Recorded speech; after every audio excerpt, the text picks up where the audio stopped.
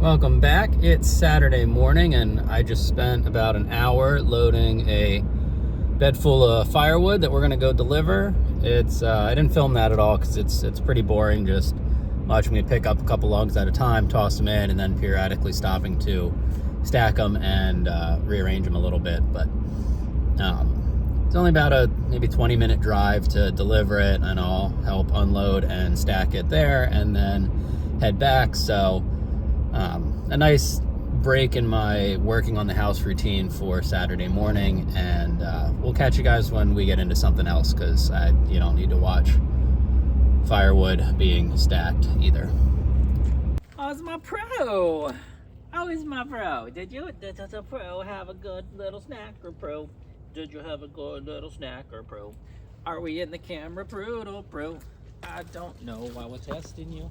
So we're working on getting these frames for the windows, and I guess I somehow managed to not get the camera on when I was cutting these, but I'm basically taking my square stock here and ripping off these triangles to get the taper that I want for on top of the windows. This is pretty closely matches the trim that was on the old house, which is why I wanted to continue to do this. And the easiest way I found to do that was to make this MDF templating jig, so I can just slide the square board through and make that repeatable cut every time.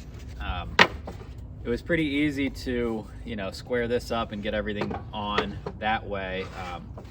Setting these two angles and getting them to actually put the center at the center of the board took some trial and error, but overall pretty happy with that.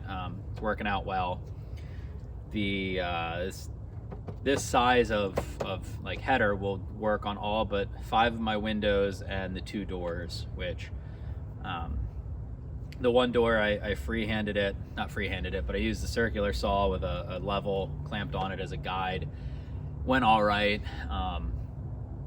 I actually did that on one of the double window too, I believe. I haven't done it on the other door or the other windows that are gonna need it. I'm thinking I'm gonna buy a track saw and do it that way, because there's some stuff I want to build in the house that I can't get square cuts and rips on with the measures I have very easily. So I just think it's going to be easier to get a track saw and do that, so I'm going to save these until I get that. But otherwise, we're going to keep milling these up. My next step is I take a 1/2-inch router bit and I make a J channel in this to slip the siding into. I chose to do a J on these versus just a rabbet that the siding slips behind, since it is sloped, and I want to try and promote any water that's running in there to drain off and not somehow get behind this. Not that would really be an issue, because it's all house wrapped, it's taped at the windows, so there's still a drainage path behind this, but I just thought it'd be easier to kind of try and direct the water away from that. So we're gonna get into that. That's a nasty process on this PVC, and then hopefully actually put some of them together and hang them on the house yet today. So let's get to it. The router doesn't actually stay connected to the table, and I had to check the setup of where the bit was quick before we started here.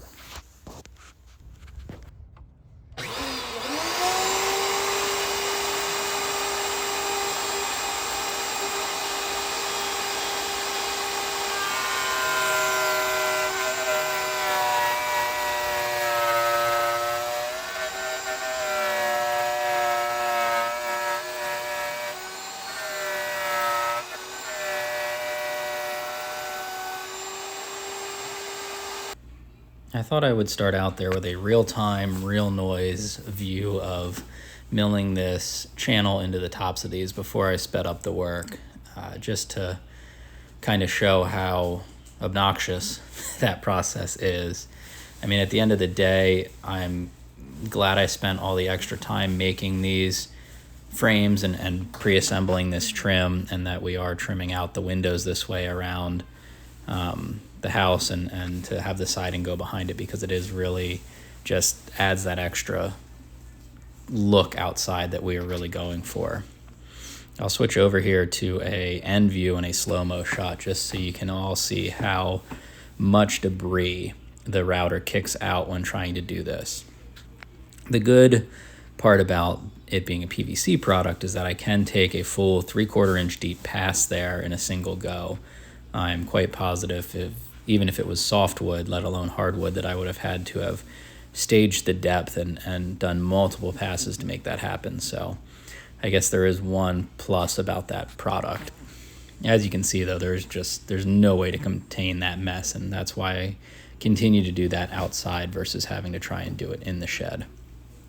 Here I'm using the table saw to continue to cut some rabbets on both the tops, and then I have some side pieces to do. The 1x4 sides and bottom came pre-rabbeted, but anywhere you have these pieces butting up to each other in the frame, there's always an edge that needs an additional rabbet in it to make sure that you have a continuous spot for the siding to tuck up into.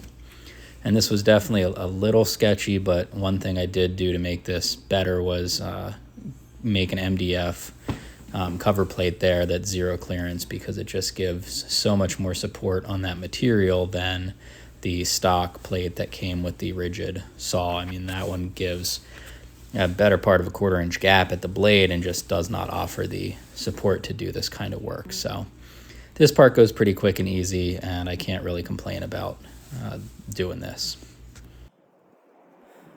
So let me show you guys a couple things I have going on while I'm trying to work on the house. And we're actually in the shed making frames for the windows so I can get up higher on this side.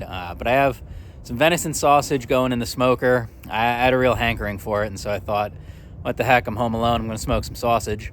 The other thing, inside this little garden shed, what used to be an old spring house, let me take you in there and show you what I got going on there.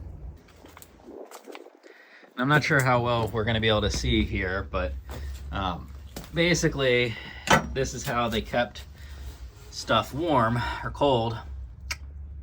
Words are escaping me, but anyway, I threw a submersible pump in there and I'm trying to drain it. I'm pumping it into the stream.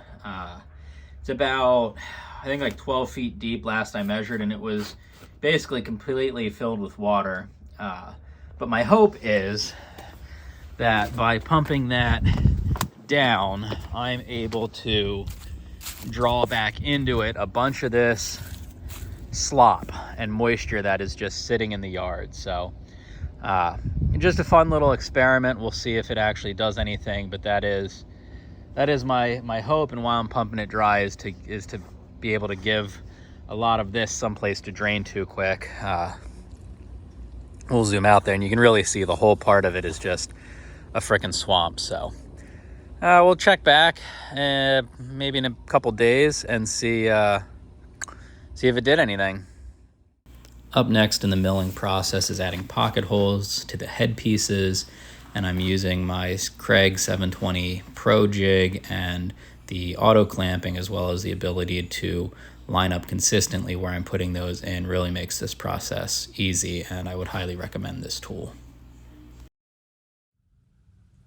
So this is the layout of the frames that go around the window. We have this base rail coming inside the side jams. I don't know, it's not a jam, but this base inside the sides. We have, I think you can see where we cut out that rabbet so the siding sticks behind it. These pieces did come pre-rabbeted, so there's only a little bit of work we had to do on our own there. And then we have the head board up at the top, which covers the whole thing, and you saw us rip the top of this to the angle, cut the channel, and rabbet the sides. So the siding has places to tuck in everywhere around this, so I pre-assemble them in here on the table where it's easier to square them up, make sure the joints are tight, and then they don't really, there's a little bit of playing them when you install them, but it's given me much tighter joints doing it this way than installing it piece by piece on the house. So we're gonna put a bunch of these together and then hang them on the house. So to put them together, I am using Kreg's 2-inch blue coated coarse threaded pocket hole screws. I don't know what they really label them as, but that's the whole description. You can find them if you want. And I'm putting 2 in each corner basically. And again, doing this and pre-assembling it is keeping all of those boards flat and tight to each other versus the one door that I did install in place. It was very, very difficult and time consuming to get all of those pieces to look flush and lay flush on the house. So highly recommend doing it this method versus piece by piece. Now, before we are able to set the ladders up and install those window frames, I did take the opportunity to put the last 2 pieces of siding up that I missed last weekend on the front of the house. By the end of last weekend, I did not have time to pull out the longer extension ladder here, and my little giant extendable foldable things did not have the height to reach up here and allow me to get this done. So since we were pulling these out already to set up the scaffolding on the other side of the house to help us install the window frames, I figured I would put this up quick and at least finish that. I mean, there is one more piece along the top that goes above the windows and everything, but we'll get that at some point when I feel like trying to figure that out.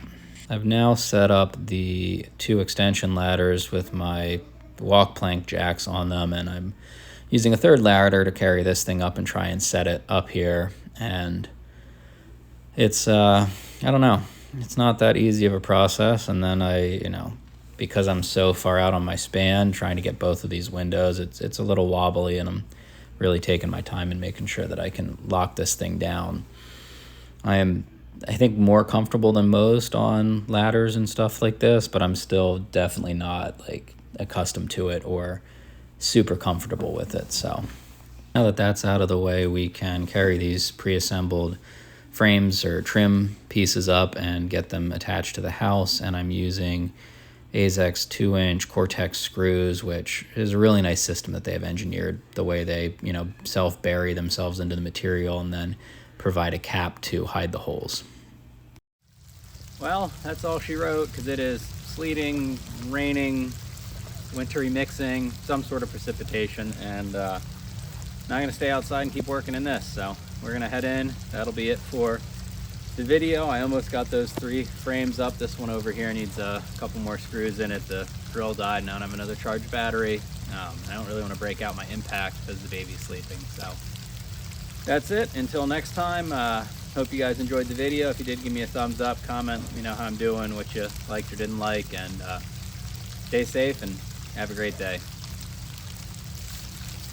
And thanks for watching.